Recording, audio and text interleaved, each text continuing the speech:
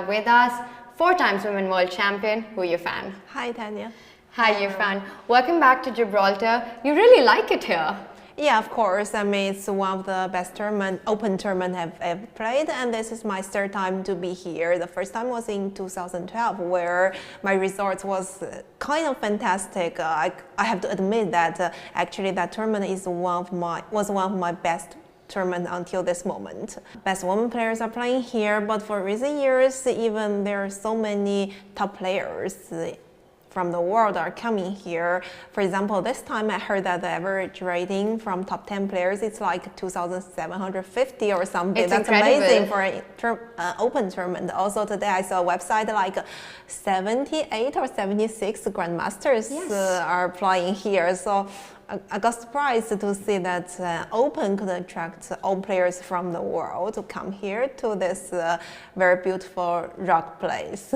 Absolutely. And Yifan, you travel a lot with your mother. In fact, she's here with you this time as well. Yeah. Tell us a little bit about that relationship and how much it, has there ever been any pressure or is it just full support? Of course, it's full of support. My mom accompanied me since a very young age because I went to another province to learn chess when I was like 7 years old. So that's why at that moment my mom decided to kind of not give up, but temporarily pause her job to accompany me, and sooner or later we got used to this.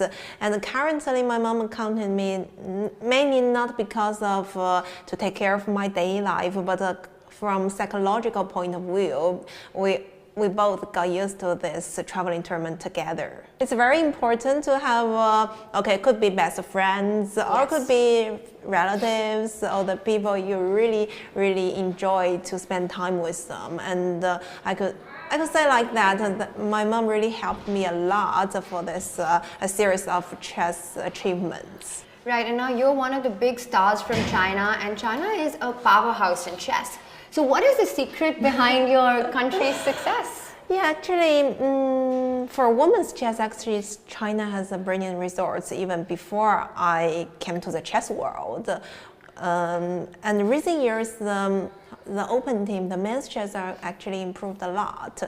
China are well known by teamwork.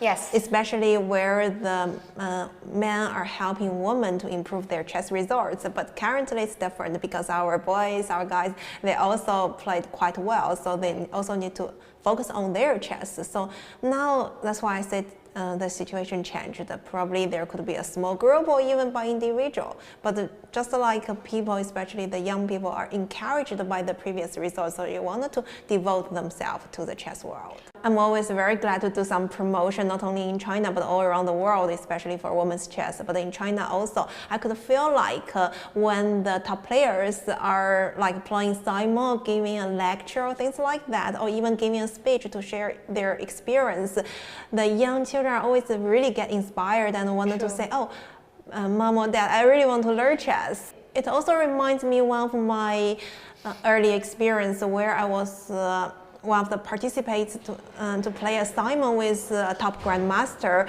And after that game, I mean, I remember I got some advantage, and then the grandmaster offered me a draw, and I agreed, very happy. And later I thought, oh, maybe I could also be a very good chess player. So after that experience, I think I was trying even more harder on chess. You were motivated even more. Yeah. Like from my own experience, I realized how motivated it could be. And Yifan, if you had to give one advice to the upcoming girls who are taking up the sport professionally, who are at that level where they've decided that they want to play chess as a career, what would be your advice to them? Hard to say. I mean, as a professional chess player, of course, I would say something like you should have a full concentration and inspiration for chess. You should truly love it by your inner peace, not because of your parents told you to learn or they told you it could be a good profession for your future career, but you should truly love it. But on the other hand, I could also suggest that while you're learning chess, you shouldn't give up like studying or other daily life from very young age until you could make the decision for your own life.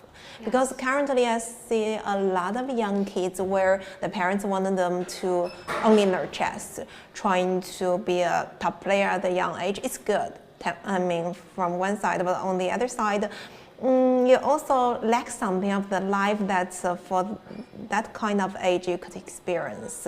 So I suggest that you should just keep chess as one of your interests. Right. Yeah, until you could make up your mind that what kind of road you want to experience in the future. Right. Now, Yifan, you took a very big decision when you opted out of the Grand Prix. In many ways, you were okay with letting go of your World Championship title without playing for it because you strongly stand against the knockout system, and you've been very vocal and passionate about it. You stand for what you believe in. But it must have been a very tough decision to make.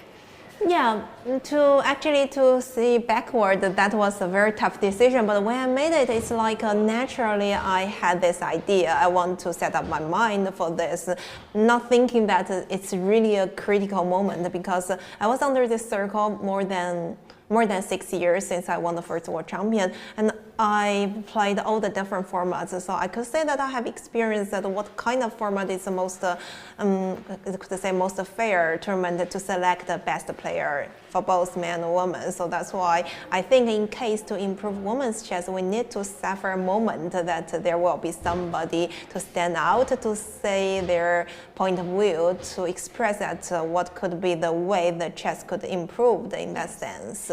And of course, this is critical, you know why? Because now it's kind of, I need to even put myself more harder in case to be more compatible in the open section. Because the previous time, probably I could say, oh, okay, I might enjoy my performance in women's section. I could kind of keep the title for many years, it's things like this. But now, I mean, I automatically give up that chance, and which means you need to perform better in open section in case to stand there. And that's very interesting what you said, and I think that is one of the big reasons why people draw so many parallels between you and Judith Olga, because in many ways, by being by far the strongest women chess player, you are letting go of that in many ways to even focus, to be able to play in the top level open section. I believe most of the female players are more or less inspired by her experience, or at least she's one of the model for the young generation. I have to admit that, although I think our case is not something exactly the same, because Judith quit women's chess at her very young age. Even she didn't play any of the World Championship circle. But for my case, it's different, because for me, I think at least you should kind of showing your performance in women's section, then that could be your next step. So I just wanted to make my own road. And you have often said that you are that chess is a big part of your life, but it's not your life. Yeah. But to be someone of your level, one would think that it requires 100% devotion.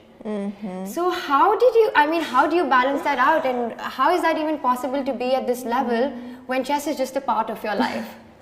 Well, I think that something came from nature when I was born, because I feel that I'm kind of person who doesn't think that there will only be one thing in your life you should focus on, trying to be the best. On the other hand, I want to enjoy life from different aspects, trying to make myself step to the new directions, trying to experience more and trying to explore my potentials in different areas. So chess is a part of my life, and it contributes me until this moment. So I really appreciate it. But I also hope that to learn from this experience, I could make more for this world, not only contributes the chess for the next generation, but in general. So what is it that would really make you satisfied with your career in the game? Well, that's actually a good question. When I say the answer, I don't really have an answer for that, because normally I don't make an ultimate goal in any aspects of the life, because I thought that once you achieve that, you might get confused by where you want to go in the future. Yeah, so that's why I thought instead of that, I should make a small goal, step by step, progressively improve. Yes. In that case, you will have the hope for the life at any moment. So that's why I guess for chess it's the same. That's very nice. So what you're saying is to make smaller goals, and in the process of doing those smaller goals, achieve the bigger picture in life. Yeah, probably when you really achieve something after decades, and when you look back, you realize, actually that could be my ultimate goal. Let's say for chess or for other career.